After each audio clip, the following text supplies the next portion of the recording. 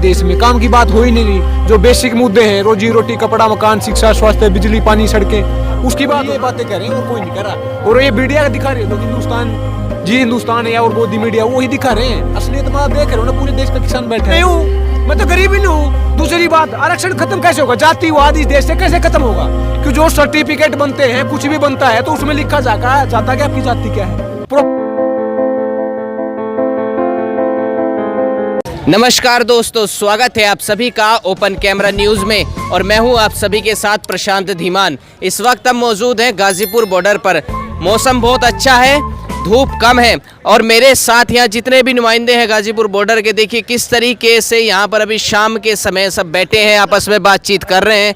कोई आपस में कानून की चर्चा कर रहा होगा। तो आइए मैं पूछता हूँ जयदीप भाई से। जयदीप भाई, इस समय शाम के टाइम बैठकर सब लोग क्या करते हैं? यहाँ पे भाई सलाह मशवरा करते हैं, बात से बात बनती है और बात बनाने के लिए ही बात करते हैं। तो मतलब कुछ ऐसा तो नहीं है, मतलब क्या सरकार के खिलाफ माहौल बनाने की बातें करते हैं क्या? बिल्कुल करते हैं सरकार के खिलाफ, क्योंकि पॉलिसी मेकिंग वहीं से, लॉ मेकिंग वहीं से। अब टिकैत साहब वहाँ गए हैं, संयुक्त किसान मोर्चा की टीम वहाँ गई। क्यों गई है? क्योंकि अब पूंछ को काटने से कुछ नहीं होगा, सांप को मारना पड़ेगा। और ये बीजेपी सांप है, बोले ना कोबरा है, कोबरा है। एक तो ये चूहे बिल्लियां पता नहीं क्या क्या है, यही तो हो रहा है देश में। काम की बात हो ही नहीं रही। जो बेसिक मुद्दे हैं, रोजी रोटी, कपड़ा, मकान, शिक्षा, स्वास्थ्य, बिजली, पानी, सड़कें, उसकी बात हो ना। जो बेसिक रिक्वायरमेंट होती है जिंदगी को जीने के लिए, उसकी तो बात हो ही नहीं रही। मंदिर मस्जिद की, हिंदू मुसलमान की, जात पात की, उसकी राजनीति हो रही है। चलिए कुछ हटके सवाल करते हैं। बाहर की जनता बातें कर रही है कि टिकैत साहब आप लोगों को बिठा के खिसक लिए, आप बैठे रहे, वो चले गए। अगर खिसकने के लिए आते हैं ना यहाँ पे, एक दिन बाहर प्रोग्राम होता है, एक दिन यहाँ पे, अब 2-3 दिन के लिए गए हैं, ऐसा कुछ नहीं भाई साहब। ये तोड़ने वाली साजिश है। ये बातें वही कह रहे हैं जो इस आंदोलन को खत्म करना चाहिए। जो सरकारों को पिट्ठू हैं, भगत हैं, चिंटू हैं, जो चापलूस हैं सरकारों के, वही ये बातें कह रहे हैं और कोई नहीं कर रहा। और ये मीडिया दिखा रही है, जो हिंदुस्तान है और मोदी मीडिया वही दिखा रहे हैं। असलियत में आप देख रहे हो ना, पूरे देश का किसान बैठा है। थोड़ा सा क्या होता है कि मतलब गर्मी भी बढ़ रही है और हमारे खेतों में काम चला हुआ है। टिकैत साहब जैसे कहते हैं कि लाठी लेके तैयार बैठा है, तो लाठी लेके तैयार बैठा हो, एक कॉल पर सारा भर देंगे। एक कॉल पे तो भर दोगे, लेकिन एक कॉल पे भागने में थोड़ा लेट हो गया तो क्या करेंगे आप? अरे भाई साहब, भगत सिंह ने कहा था कि आज़ादी को हरगिज भुला नहीं सकते, सर कटा सकते हैं, सर झुका नहीं सकते। ये किसान सर झुकाने वाला नहीं है, क्योंकि रोजी रोटी खतरे में आ गई। अगर वहाँ पे चला गया, वहाँ पे डट गया किसान, तो खत्म हो जाएगा। आज देश का किसान खतरे में, संविधान खतरे में, देश खतरे में है, नौजवान भी खतरे में। आप SSCGD वालों को देखा होगा, हम यहाँ पे लेके आए 1 महीने से, वो बैठे थे वहाँ पे, कोई सुनवाई नहीं हो रही थी। जब सरकार का वोट मांगने का टाइम आता ना, इलेक्शन से पहले घर घर जाती ही नहीं बच्चों के घर, क्योंकि हमें वोट देना, काम करवाएंगे। हमारे सर्वर हैं, नौकर हैं, उनका काम होता है, नुमाइंदे होते हैं कि उसके घर में विकास पहुँचा जाए। लेकिन वही वहाँ गाँव से घर, इनके घर आए विकास लेने के लिए, जिस विकास की बात की थी उन्होंने, लेकिन सुनवाई नहीं हो रही। इनको रास्ता नहीं दिया जा रहा, सड़क पे भी बैठने का रास्ता नहीं दे रहे। तानाशाही नहीं तो क्या है, सड़क पे तो बैठ सकते हो, तो पब्लिक प्रॉपर्टी होती है। ऐसा नहीं हो रहा है कि अब जितने भी आंदोलन लगातार हो रहे हैं तो सरकार की तैयारियां पहले से ही रहती है, वो ना किसी को बैठने के लिए स्थान देती है, ना रास्ता देती है, और कोई ना कोई एक मतलब क्रोनोलॉजी पहले से ही बना के रखती है किसी भी आंदोलन के खिलाफ? क्या हो रहा है ये आजकल? यही तो मैं बोल रहा हूँ, डेमोक्रेसी होती है, डायलॉग, डिबेट एंड डिसेंट। कानून कैसे पास हुए थे? पार्लियामेंट की डेफिनेशन होती है, वहाँ पे वाद विवाद होता है।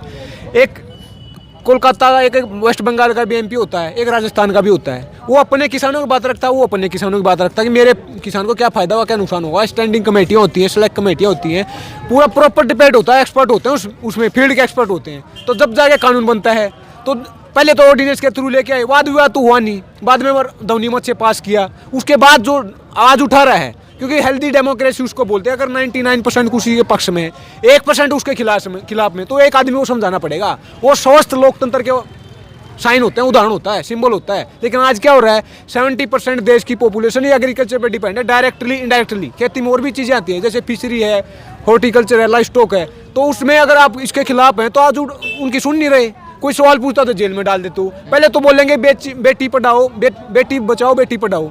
जब वो बेटी पढ़ के आएगी तो जेल में डाल देंगे। अब क्या क्या चल रहा है? ये झोला बना दिया देश का, बोला है झोला उठा के ले जाऊंगा, झोला ही तो बना दिया, झोले में गंद भर के ले जाएगा, क्या लेके जाएगा? देश को खत्म करे ना, धीरे धीरे रोड किया जा रहा है। इस देश में निजीकरण किया जा रहा है, इस देश में पूंजीवाद लागू किया जा रहा है। आप अभी कहाँ पे स्टडी कर रहे हैं? DU के अंदर कर रहे हैं? मैं तो भाई अपने घर पे बैठ के स्टडी कर रहे हैं, और पढ़ाई की जरूरत ही नहीं है। बोले पकौड़ा तलो, पकौड़ा तलने से, अगर पकौड़ा तलने से काम चलता है तो फिर आत्मनिर्भर बनता। तो PhD क्यों करवा रहे हो? आपने पढ़ाई की बात की ना। पढ़ाई की बात कर रहा हूँ। अभी आप कहीं पे तो पढ़ रहे हैं ना, आप कह रहे थे दिल्ली यूनिवर्सिटी में आप पढ़ रहे हैं। दिल्ली यूनिवर्सिटी से मैंने ग्रेजुएशन की है। और आप ग्रेजुएशन सरकारी कर रहे हैं कि प्राइवेट? वहाँ पे सरकारी ग्रेजुएशन कर रहे हैं। आपको मतलब अभी सरकार के द्वारा कोई भी उसकी क्या बोलते हैं उसकी कोई भी सुविधा प्राप्त नहीं हो रही है? बिल्कुल नहीं हो रही। आपने अच्छा सवाल पूछ लिया, मैं इसको कड़ी कड़ी बाय कड़ी बताऊंगा। मैं सरकारी जो यूनिवर्सिटी है दिल्ली यूनिवर्सिटी उसमें पढ़ा हूँ। सरकारी यूनिवर्सिटी थी, इस कारण में पढ़ गया मैं। समझ रहे हो, इस कारण पढ़ गया, नहीं तो प्राइवेट में तो हालात नहीं थे। माँ बाप के पास रोटी भी नहीं है, आप देख लो ना क्या हो रहा है। 25 साल का हूँ, पढ़ा लिखा हूँ, रोजगार नहीं है। तो सरकारी कॉलेज था, सरकारी यूनिवर्सिटी थी, इसलिए मैं पढ़ गया। लेकिन आज क्या हालात हो रहा है, सरकारी चीज को बेचा जा रहा है, प्राइवेटाइजेशन किया जा रहा है, निजीकरण किया जा रहा है। समझ रहे हो, पूंजीवाद को, बिजनेस को बढ़ावा दिया जा रहा है। बिजनेस कैसे होगा? खेती को खत्म करके। क्योंकि पूरे वर्ल्ड में जो इकोनॉमी है ना, पूरे वर्ल्ड की पॉपुलेशन है, इंडिया सेकंड नंबर पे है। पूरे वर्ल्ड में, दुनिया में सबसे सस्ता लेबर इंडिया में मिलता है, सबसे सस्ता मिलता है। तो यहाँ पे क्या है कि बिजनेस आएगा, सबसे सस्ता लेबर मिलेगा, सबसे सस्ता मिलता है। लेकिन आप खुद एक सरकारी व्यवस्था में पढ़े हैं, सरकार ने आपको पढ़ने की सहायता दी है, आप फिर भी कहीं ना कहीं कमियां निकाल रहे हैं। आप ये उसके बारे में क्या कहेंगे? आपने जो स्टडी किया, सरकार से आपको सहायता प्राप्त हुई, उसके बारे में क्या कहेंगे? तो सरकार ने सहायता की तो फिर क्या अब उसी चीज को बेच रहे हैं? अब चुप बैठा रहूं? नहीं, अभी तक कोई ऐसा तो मामला सामने आया नहीं है कि कोई यूनिवर्सिटी या स्कूल बेचा गया हो कि प्राइवेट स्कूल अलग है, कॉलेज अलग है, आप एग्जाम पास कीजिए, टेस्ट पास कीजिए और सरकारी उसमें एडमिशन ले लीजिए।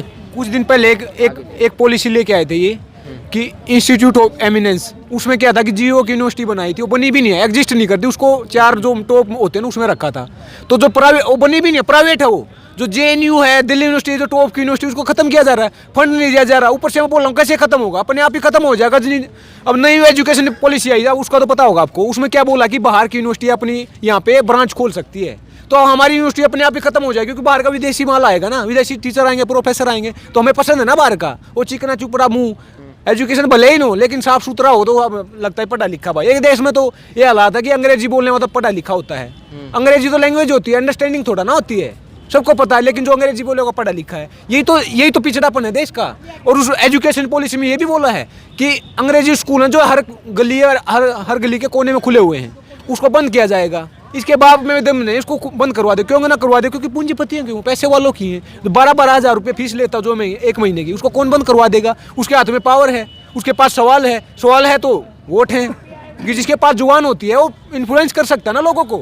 लगातार मैं कहूँगा लोगों से कि जिस तरह से एनआरसी सीए का आंदोलन हो या फिर 3 तलाक वाला आंदोलन हो, और इस समय कृषि कानूनों का आंदोलन चल रहा है, लेकिन युवाओं की ओर से रोजगार की बात, शिक्षा की बात और स्वास्थ्य की बात लगातार उठती ही है। ऐसा क्या होता है कि हर आंदोलन में इस मुद्दे को रखा जाता है, उसके बाद भी कोई काम नहीं होता? अभी इसके बाद अगर कोई आंदोलन होगा, उसमें आंदोलन किसी भी चीज़ का हो, लेकिन युवा लोग शिक्षा स्वास्थ्य को लेकर आवाज़ उठाएंगे, लेकिन वो आवाज़ फिर कहीं ना कहीं दब जाती है। सबसे पहले तो मैं आपको धन्यवाद दूंगा। ऐसे पत्रकार मिलते हैं जो एजुकेशन हेल्थ की बात करें, वो चाहते हैं बंगाल के बारे में बात करें, कुछ उल्टा सुल्टा बोलेगा, मेरी टीआरपी बढ़ेगी, व्यूअरशिप बढ़ेगी, सब्सक्राइब, पैसे कमाने, अल्टीमेटली बिजनेस है। अच्छी बात की आपने, मैं उसके लिए धन्यवाद देता हूँ।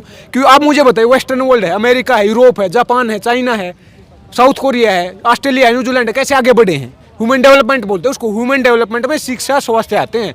अगर कोई स्वस्थ होगा, ये भाई स्वस्थ है और पढ़ा लिखा है, तो अपने घर को नहीं पाल सकता, ये पड़ोसियों को खिला देगा, देश को खड़ा कर देगा। वो आगे क्यों है? क्योंकि एजुकेशन पे खर्च किया है, ह्यूमन डेवलपमेंट पे खर्च किया है। यहाँ पे क्या हो रहा है? हिंदू खतरे में, गाय खतरे में, मंदिर बनवा रहे हैं, मूर्तियां बनवा रहे हैं, ये झोला बना दिया ना, ये तेल निकाल रहे हैं देश का। एजुकेशन पे खर्च करोगे तो यूरोप बना देंगे। क्या 24 ट्रिलियन की इकोनॉमी है, अमेरिका की हम 25-50 की बना देंगे ना।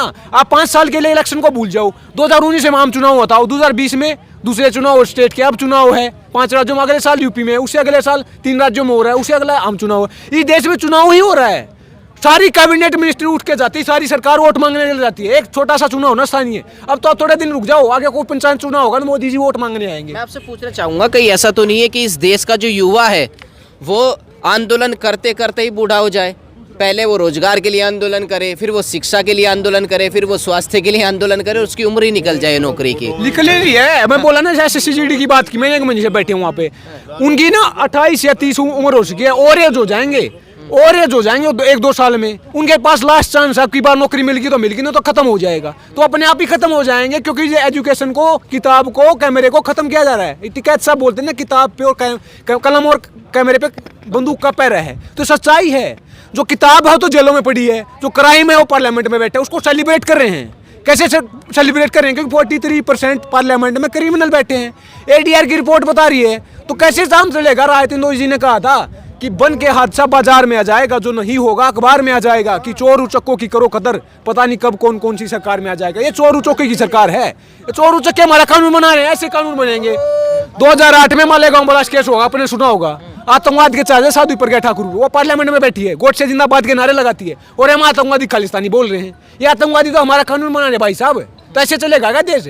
अपने आप ही खत्म हो जाएगा। बात आपने बात की कि सरकारी कॉलेज में सरकारी में पढ़े हो तो निजीकरण कैसे किया जा रहा है? निजीकरण कैसे किया? नया बजट है, उसमें बोला कि 149 पीएसयू क्या होता है? सरकारी कंपनियां होती है, जैसे BSNL है, MTNL है, BPCL है, LIC है, ये सरकारी कंपनियां होती है, वहाँ पे नौकरियां मिलती है, उनको बेचा जाएगा।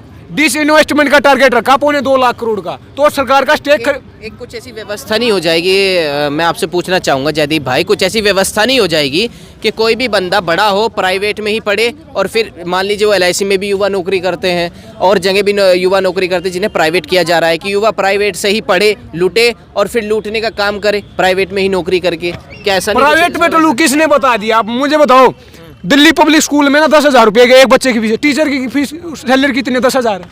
समझ रहे हो? ये प्राइवेटाइजेशन है, ये निजीकरण है, ये पूंजीवाद है।